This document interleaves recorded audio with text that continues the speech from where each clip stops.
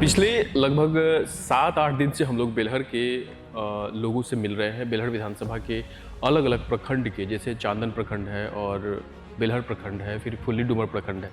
हमारा जो मेन विषय था वो ये था कि बेलहर के लोगों से ये जान पाएँ, क्योंकि विधानसभा सीरीज में हम एक विधानसभा में कोशिश ये कर रहे हैं कि वहाँ की आम जन की बात और वहाँ की जो समस्या है उससे हम अवगत हो सकें और वो बातें वहाँ तक पहुँचे ताकि वहाँ की जो समस्याएं हैं वो लोगों तक पहुँच सकें। प्रत्याशियों की जो गहमा-गहमी है वो भी आप देख ही पा रहे हैं वीडियो में। हमारा जो अपना ये क्रम है विधानसभा सीरीज का, उसमें हम लोग रिसर्च कर रहे हैं और ये जानने की कोशिश कर रहे हैं कि रियलिस्टिक जो ग्राउंड में समस्याएं हैं वो क्या है। जैसा कि पिछले एपिसोड में आपने देखा कि देश के बहुत ही चर्चित एनालिसिस्ट जो हमारे साथ कुमार आनंद जी साथ में चल रहे हैं और घूम भी रहे हैं, हम लोग देख रहे हैं लोगों की समस्याओं को। पिछले 7 दिनों में आनंद जी पहाड़ों के बीच में, पत्थरों के बीच में, गांव के वो कोमल हृदय वाले लोग हैं उनसे मिलने का मौका मिल रहा है, उनकी समस्याओं को जानने का मौका मिल रहा है। इस विधानसभा में हम लोग जिस नतीजे पे पहुंचे हैं, क्या लगता है, क्योंकि आज का जो दिन है मुझे लगता है कि शीर्ष नेताओं की जो बैठक हुई है उनमें बहुत सारा चीज़ लगभग डिसाइडेड है और यहाँ की जनता के लिए क्या कहना चाहेंगे और क्या कुछ होने वाला है? देखिए, सबसे पहले तो मैं ये कहना चाहूँगा कि बेलहर विधानसभा के नेचुरल बनावट के बारे में थोड़ा सा 2 लाइन कहना चाहूँगा। बिल्कुल, बताइए ना। कि यहाँ की जो 5 दिन से मैं घूम रहा हूँ, बहुत ही अद्भुत सम्मिश्रण है यहाँ पे। यहाँ की जो प्रकृति और मानव के साथ जो ऐसे लग रहा है जैसे कि बिल्कुल प्राकृतिक बनावट ही ऐसी बनी हुई है जिससे साफ जाहिर होता है कि प्रकृति ही इंसान के लिए बना हुआ है और इंसान ही प्रकृति के लिए बना हुआ है। ये तो बिल्कुल दोनों एक दूसरे का ऐसे लग रहा है कि जैसे कि मतलब ये वेल इक्विपमेंट, मतलब क्या कहेगा, इनका जो समायोजन है वो इतना खूबसूरत है कि सच में बाबा नगरी के बगल का जो ये क्षेत्र है, सच में ऐसा लगता है कि ये सच में बिहार के लिए और हमको लगता है इस पूरे जगत के लिए जो है एक बहुत ही अद्भुत और अनुपम जगह है, जिसका कि हम जितनी भी तारीफ़ करें इनके सौंदर्य को लेकर के। चारों तरफ से वादियाँ, पहाड़, हरे भरे पेड़, खेत खलिहान, गाय भैंस, बकरियाँ, ये सारे चीज़ हमें देखने को मिल रहे हैं जो एक गांव में होता है। एक बड़ी बड़ी इमारतें भी दिख रही है यहाँ पे, और छोटे छोटे जो हैं क्या कहेगा कस्बों में, छोटे छोटे कस्बों में बड़ी बड़ी इमारतें दिख रही है। वहाँ जो है आपको फूस के घर भी दिख रहे हैं, वहाँ जो है बहुत शानदार डिज़ाइनदार मकान भी दिख रहे हैं जिसमें कि मतलब ऐसा लग रहा है जैसे करोड़ों अरबों की लागत से बनी हुई मकान है। तो यहाँ जो है, यहाँ का जो मतलब क्या कहेगा टोटल ऑल ओवर कॉम्बिनेशन अगर दिखाया जाए तो गांव का जो एक रियलिस्टिक, गांव का जो एक अद्भुत नज़ारा होता है जिसमें आपको सब कुछ सब तरह का मिलेगा, जिस वर्ग का लोग ढूंढिएगा सब मिलेगा। मैदानी, पठारी और मैदानी हो, पठारी भी है और पहाड़ी भी हो, और पहाड़ पे जो ये जो गायें चर रही है, बकरियां चर रही है, और उनके जो चराने वाले लोग हैं उनसे भी बड़ा मतलब देख के बड़ा आनंद आ रहा है कि अभी भी जो है गांव में जो है प्राकृतिक सौंदर्य बचा हुआ है। अब आते हैं चुनावी जो सरगर्मी है उस पर हम थोड़ा सा बात कर लेते हैं कि यहाँ का बेलहर विधानसभा का जो अभी तक का जो भी रहा है उसमें जहाँ तक क्या शीर्ष नेतृत्व का सवाल है, तो जितने भी शीर्ष नेतृत्व हैं सब अपने अपने हिसाब से डिसीजन ले रहा है प्रत्युष जी। लेकिन इसमें सब दोनों पार्टी ने, जो यहाँ की 2 प्रमुख पार्टियाँ हैं, जो जदयू है प्लस जो है आरजेडी है, यही दोनों पार्टियां प्रमुखता से यहाँ पे लड़ रही है और इसी दोनों के बीच जो है क्या कहेगा बहुत तगड़ी फाइट है यहाँ पे। जैसा कि लास्ट एपिसोड में मैंने बताया था कि जो ये रामदेव यादव जी जो हैं वो बहुत क्लोज फाइट दिए थे इनको, मनोज यादव जी को, और मनोज यादव जी जो हैं वो उनका भी एक अपना छवि है, उनका भी काम करने का एक अपना तरीका है, उनका भी काम करने का एक अपना तजुर्बा है, तो वो सीट बचा गए। और जबकि उन्होंने, अब बड़े दिलचस्प बात है, और जदयू के शीर्ष नेतृत्व को भी इस बात के लिए बड़ी तारीफ़ करनी पे, अब तारीफ़ करे या बुराई करे समझ में नहीं आ रहा है, क्योंकि तारीफ़ करने का पात्र ये है कि जो मनोज यादव के कुछ कारनामे जो लास्ट विगत 5 सालों में रहे हों बड़े विवादास्पद रहे हैं। क्षेत्र के लिए भी और पार्टी के लिए भी। क्षेत्र के लिए अगर कह सकते हैं कि क्षेत्र में अभी भी जो बुनियादी समस्याएं हैं उस पर बहुत कम काम हुआ है, जो होनी चाहिए थी, जिस तरह से लोग उम्मीद करते हैं। जैसे हम लोग लोगों से जब मिल रहे थे तो वो कुछ चीज़ें ऐसी, हालांकि किसी विधानसभा में अगर हम बात करें तो काम जहाँ पे हुआ रहता है वो भी दिखता है, नहीं हुआ रहता है वो भी दिखता है, लेकिन हम किसी को ऐसे काउंटर भी नहीं कर सकते हैं कि भाई इन्होंने काम ही नहीं किया। हाँ, इससे तो मुकर नहीं सकते कि मनोज यादव ने बिल्कुल ही काम नहीं किया। हाँ। ऐसा भी नहीं है, वही बात। काम तो हुआ है। अब ग्राउंड पे ये बात तो सच है ना कि जो अगर 100% कहा जाता है कि वहाँ से कोई चीज़ अगर भेजा जाता है तो ग्राउंड तक पहुँचते पहुँचते जो है थोड़ा बहुत उसमें तो इधर उधर होता ही है, और शुरू पहले तो ज़्यादा होता था, अब उसमें मात्रा में थोड़ी कमी आई है, लेकिन हो तो अभी भी रहा है। अगर वो 100% यहाँ ज़मीन पे आ जाता तो हमको लगता है बेलहर में हर जगह हर रहता, लेकिन वो हर दिख नहीं रहा है।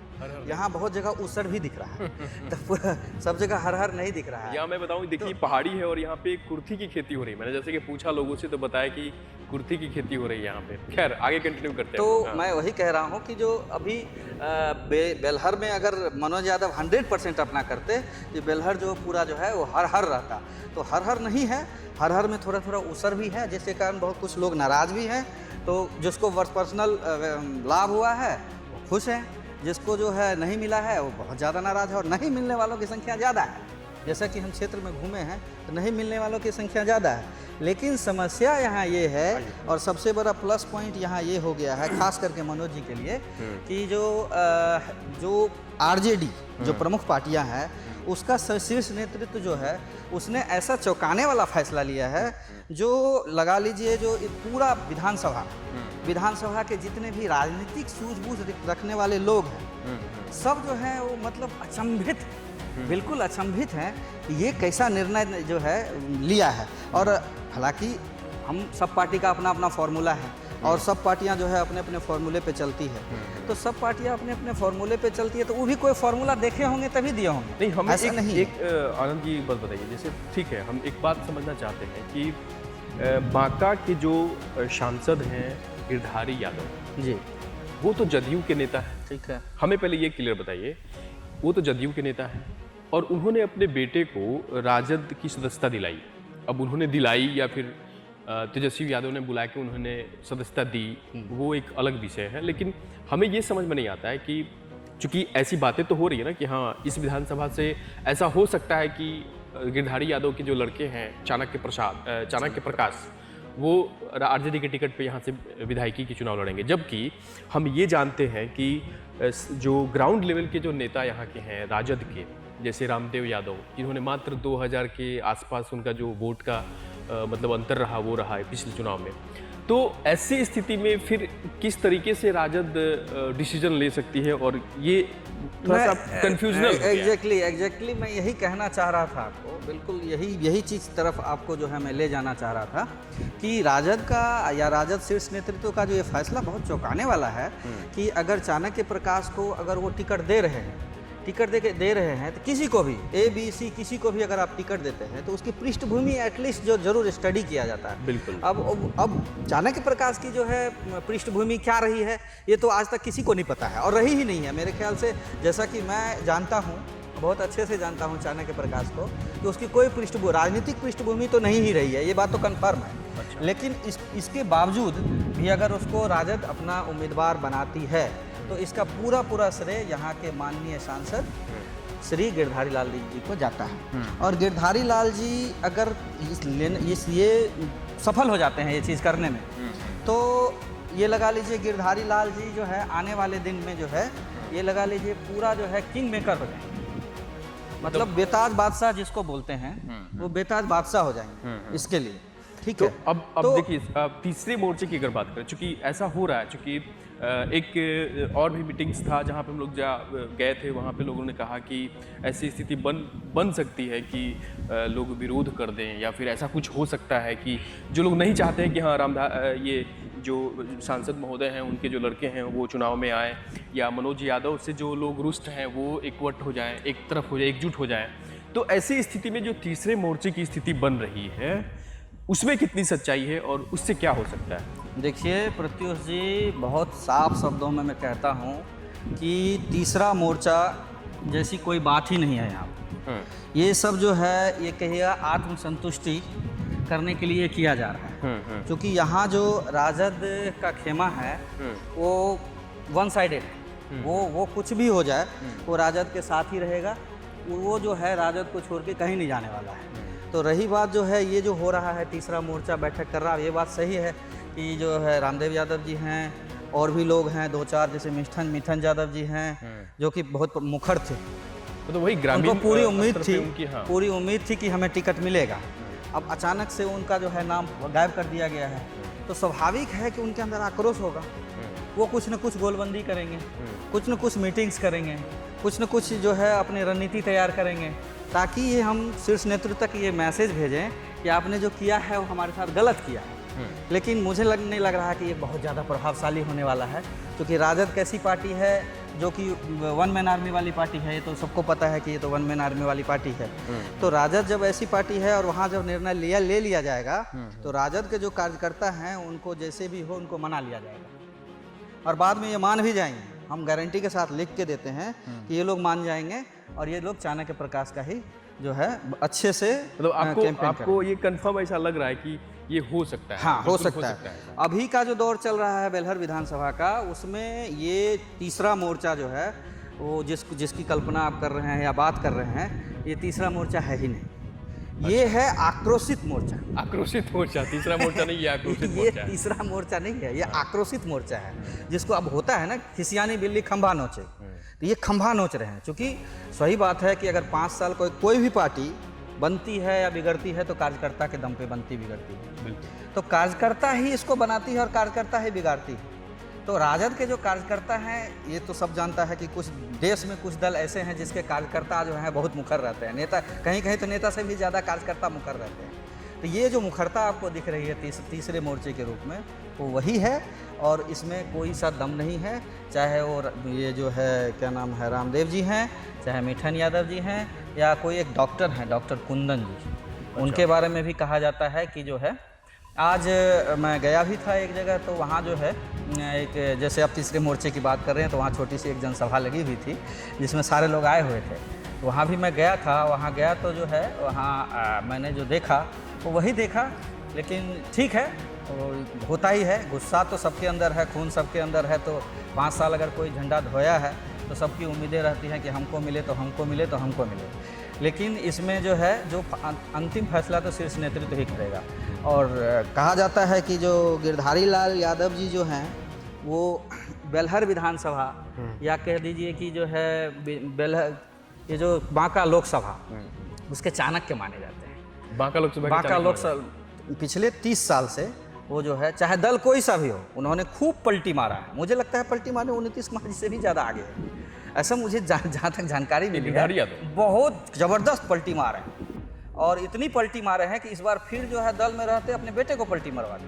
नहीं तो जनरली तो अपने यहाँ तो यही होता है ना कि अगर बाप जहाँ रहेगा वहीं उनका लड़का रहेगा, जहाँ पिताजी रहेंगे वहीं उनका बेटा रहेगा। तो भविष्य के घर में कुछ छुपा हुआ होगा। भविष्य के घर में नहीं है, मैं क्लियर कर देता हूँ कि अगर चाणक्य प्रकाश जीत जाता है, अगर चाणक्य प्रकाश इस बार जीत जाता है यहाँ से, ठीक है, तो फिर अगले 15 साल 20 साल तक इनका फिक्स हो जाएगा, मतलब गिरधारी लाल जी का फिक्स हो जाएगा। और अगर चाणक्य प्रकाश हार जाता है फिर भी इसको आरजेडी टिकट दे, अगर हार जाता है तब भी एक बार जरूर आरजेडी जो है इन पे रिस्क लेगी। और ये मुझे लगता है गिरधारी लाल जी इतने कच्चे खिलाड़ी है नहीं, वो ये बात करके आए होंगे कि बेटा को दो पहले टेस्टिंग के लिए, और बेटा अगर टेस्ट में पास हो जाता है तो तब तो हमारे दोनों हाथ में घी में है, लेकिन 5 उंगली घी में है। अगर देखा जाए तो रनर कैंडिडेट्स के साथ ये नाइंसाफी है, क्योंकि रामदेव यादव को हम रनर कैंडिडेट की तरह मान रहे हैं और 2000 समथिंग वोट से अगर कोई अंतर रख के चुनाव में आया हो तो उसके साथ मुझे नहीं लगता है कि ये सही हुआ है। आई थिंक ये बात तो सही है, ये बात में तो कोई मुकर नहीं सकता इस चीज़ से कि किसी के साथ कोई भी रहे। देखिए हर आदमी अब एक उम्मीद लेकर के अपने करियर को लेकर के चलता है कि हमको सबका कैलकुलेशन है, अपना अपने हिसाब से सब कैलकुलेशन बना के चलता है। लेकिन उस कैलकुलेशन में अगर इस तरह की बातें हों तो उनको बहुत झटका लगता है, बहुत चोट लगता है।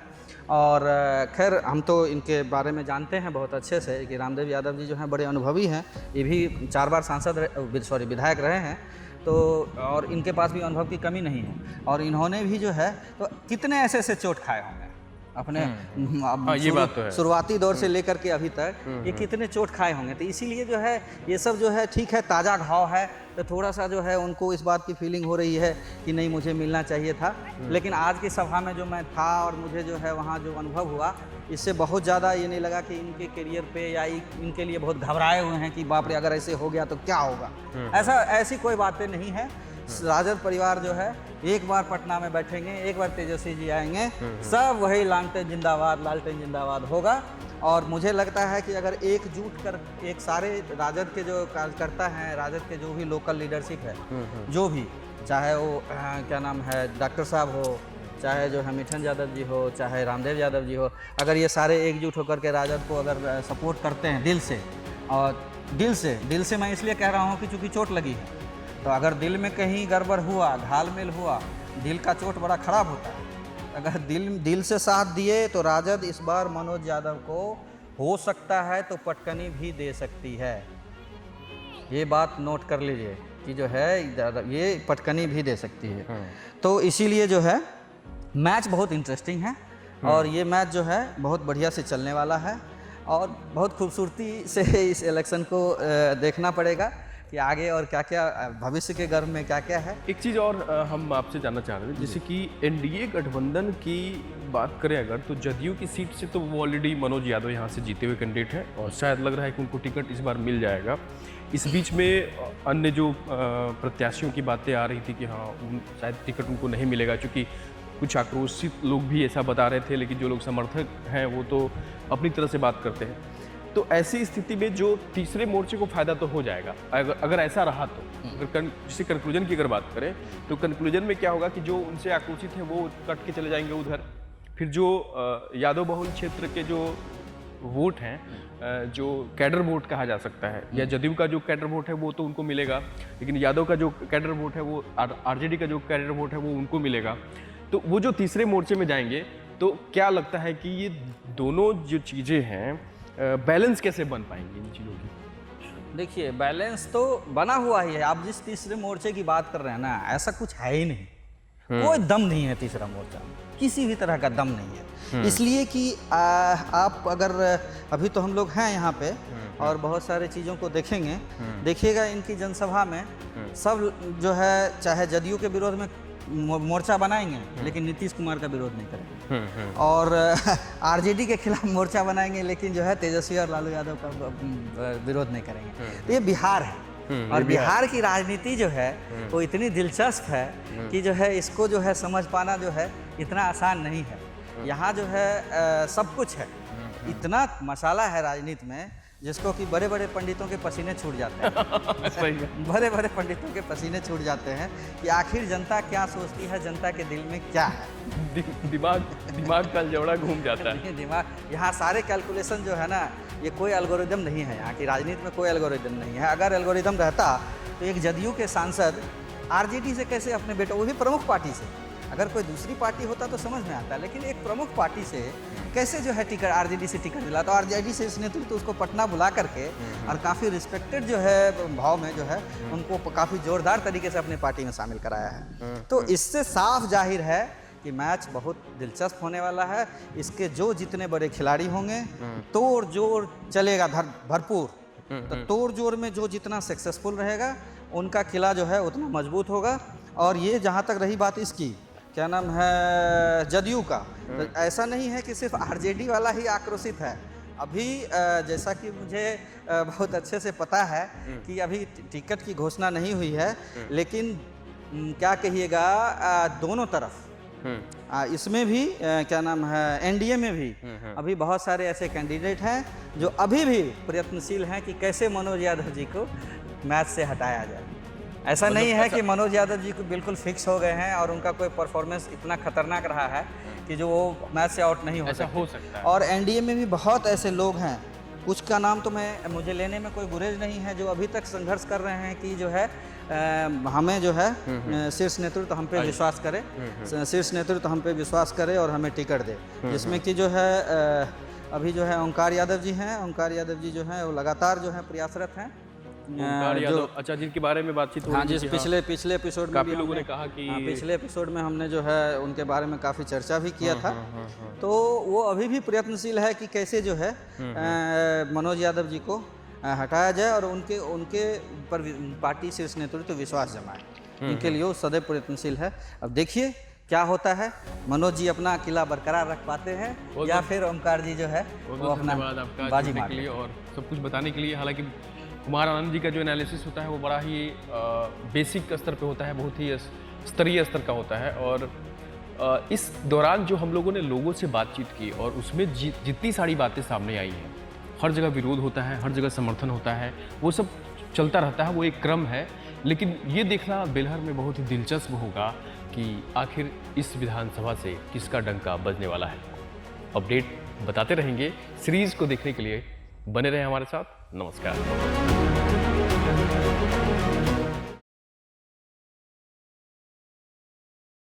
नमस्कार, मैं हूं पारितोष कुमार। न कोई शोर, न आगे बढ़ने की होर, मौलिकता के साथ सिर्फ सच्ची और बड़ी खबर टीडी न्यूज पर। तो देखते रहें और सब्सक्राइब जरूर करें टीडी न्यूज बिहार। नमस्कार।